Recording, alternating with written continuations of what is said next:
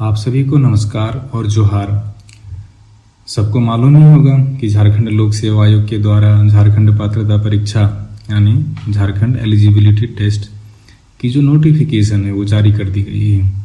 और सबसे बड़ी खुशखबरी यह है कि यह एग्ज़ाम 17 सालों के बाद होगा। 17 वर्ष पूर्व 2008 में हुआ था, लेकिन किसी कारणवश झारखंड का दुर्भाग्य ही ऐसा है कि कोई भी एग्ज़ाम यहाँ पे बिना विवाद में गए होता ही नहीं है संपन्न। तो 2008 में एग्ज़ाम हुआ, लेकिन सीबीआई की जांच अभी भी उस एग्ज़ाम को लेकर चल ही रही है। खैर, वो एक अलग इशू है।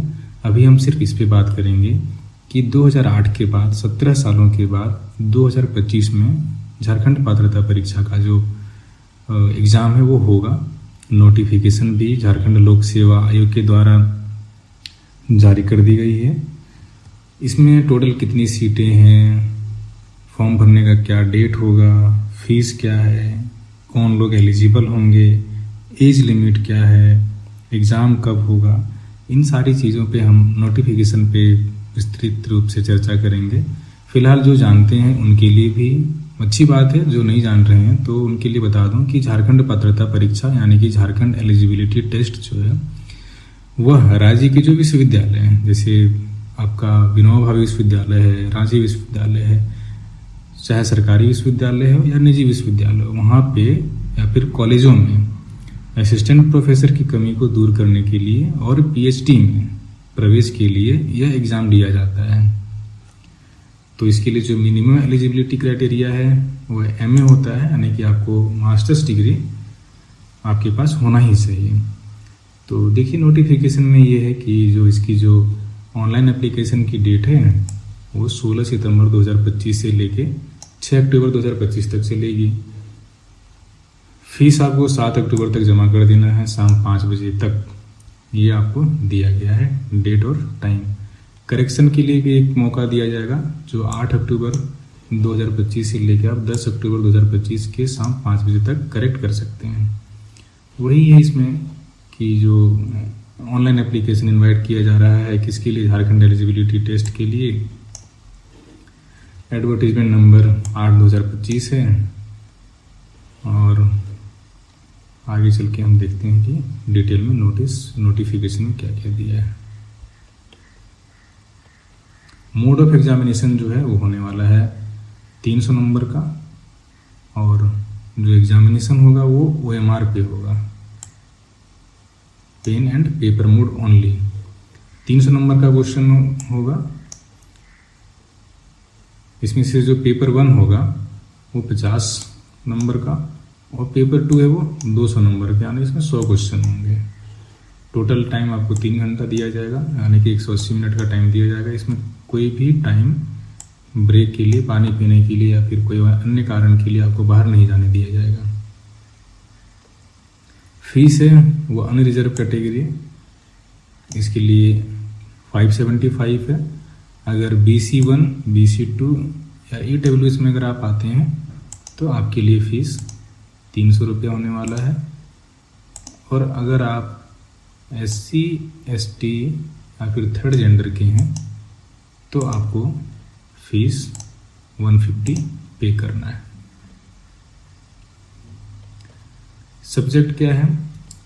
सब्जेक्ट टोटल 43 सब्जेक्ट्स हैं, उन पे एग्ज़ाम लिया जाएगा। तो सब्जेक्ट के बारे में अपेंडिक्स 1 में दिया हुआ है, तो चलते हैं अपेंडिक्स 1। ये देखिए सब्जेक्ट, टोटल सब्जेक्ट्स हैं 43। थोड़ा सा जूम को कम कर दे रहा हूँ मैं। ये देखिए टोटल 43 सीट्स हैं। फर्स्ट है anthropology, Arabic Bengali, Chinese, commerce, computer science application, economics है, एजुकेशन है ना, इंग्लिश भी है, environmental science, French, geography, German, Hindi, history. ऐसे इसमें से आप अपना सब्जेक्ट देख के और उस हिसाब से अपना फॉर्म फिलअप करेंगे।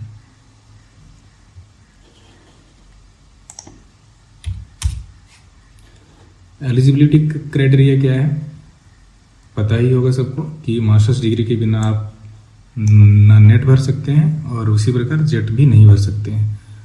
55% मार्क्स आपको पीजी में चाहिए, यानी कि पोस्ट ग्रेजुएशन यानी कि मास्टर्स में जिस सब्जेक्ट से आप फॉर्म को भरना चाहते हैं आपको 55% मार्क्स होना चाहिए। साथ ही साथ ये नियम जो झारखंड के बैकवर्ड कैटेगरी के लोग हैं, कास्ट के लोग हैं, BC1 BC2 या शेड्यूल कास्ट के लोग, उनके लिए ये 55% वाला रूल नहीं लगता है। उन्हें अगर उनके 50% मार्क्स भी हैं तो वो जेट का फॉर्म भर सकते हैं।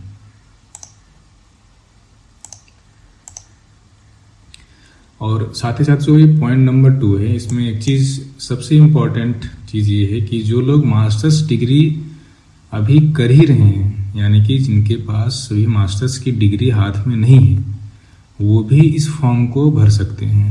देखिए, candidates who are pursuing their masters degree और इक्विवेलेंट कोर्स और candidates who have appeared for their qualifying masters degree final year examination and whose result is still awaited or candidates whose qualifying examinations have been delayed may also apply for this test। कहने का मतलब है कि जिनके पास भी masters की degree नहीं आई है या जिनका मास्टर्स का एग्ज़ाम हो गया है, अभी फाइनल मार्क्स अपडेट नहीं हुआ है, रिजल्ट नहीं आया है, वो लोग भी फॉर्म को भर सकते हैं।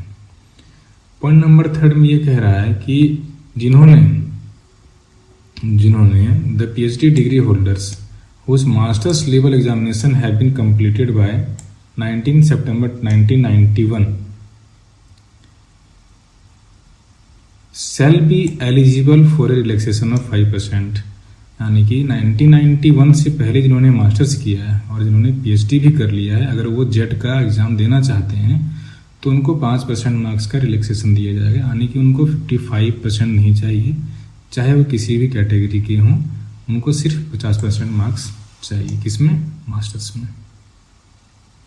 मोटा मोटी यही सब बात आगे भी दी गई है।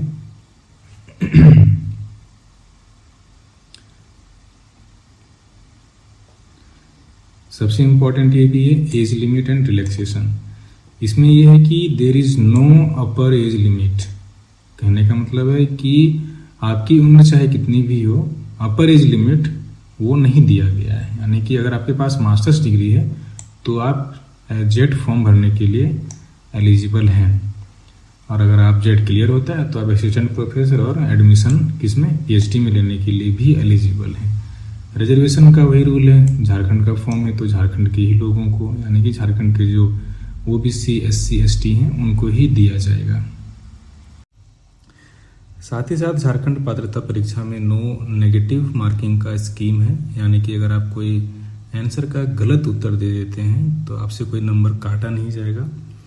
और साथ ही साथ अगर आप जेट का एग्ज़ाम पास करेंगे तो 2 ऑप्शन आपके पास बनता है। एक ऑप्शन ये है कि आप सरकार के द्वारा निकाली गई जो असिस्टेंट प्रोफेसर की भर्तियां होंगी उसके लिए आप एलिजिबल हो जाएंगे, और दूसरा ऑप्शन ये है कि आप PhD कर सकते हैं। झारखंड के किसी भी विश्वविद्यालय से आप अपने सब्जेक्ट से PhD कर सकते हैं। तो सरकार के द्वारा आने वाले समय में दोनों की जानकारी दी जाएगी कि PhD के लिए एडमिशन किस किस विश्वविद्यालय में कब से शुरू होगा जेट के बेसिस पे, और साथ ही साथ असिस्टेंट प्रोफेसर की वैकेंसी कब तक आएगी और उसमें सीटों की संख्या कितनी होगी। यहाँ ध्यान देने वाली बात एक और है कि जो रिजल्ट है आपका वो टोटल का सिर्फ 6% यानी कि सिर्फ 6% लोगों का ही जारी किया जाएगा। सिर्फ 6% लोग ही क्वालिफाई होंगे। और दूसरा ये है कि स्कॉलरशिप जो आपको दिया जाएगा वो आपको हर महीने 22,500 रुपये का स्कॉलरशिप दिया जाएगा। अगर आप PhD में एडमिशन लेते हैं तो आपको हर महीने 22,500 रुपये की स्कॉलरशिप की राशि आपके खाते में मिलेगी। फॉर्म भरने का जो प्रोसेस है, रजिस्ट्रेशन एंड एप्लीकेशन प्रोसेस है, वो कल जब विंडो खुलेगी 16 तारीख से, तब ऑनलाइन फॉर्म भर के भी बताया जाएगा कि आप जेट का फॉर्म कैसे भरेंगे। लेकिन उसके लिए कुछ कुछ प्रोसेस दिया गया है कि आपके पास डॉक्यूमेंट्स होना चाहिए, उसमें आधार कार्ड होना चाहिए, आपने जहाँ से पास किया है वहाँ का आपके पास मार्कशीट हो, आपके नेम प्रूफ के लिए, है ना, जैसे आपकी पीजी की जो फाइनल मार्कशीट है वो होनी चाहिए। अगर अपेयरिंग है तो अपेयरिंग वाले भी भर सकते हैं, वो कल पता चलेगा जब फॉर्म के लिए विंडो खोलेगा तब पता चलेगा।